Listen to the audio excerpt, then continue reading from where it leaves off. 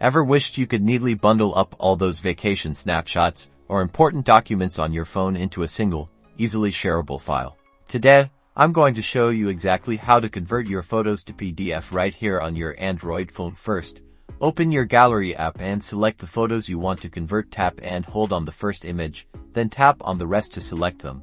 Now, look for the share icon. It usually looks like 3 dots connected by lines, and tap it. In the share sheet, scroll through the options until you find print. Select print. Don't worry, we're not actually going to print. This opens a print preview at the top. You should see a drop-down menu, most likely set to your default printer. Tap on that drop-down and choose Save as PDF. Now, tap the Save button, usually a little floppy disk icon or a PDF icon.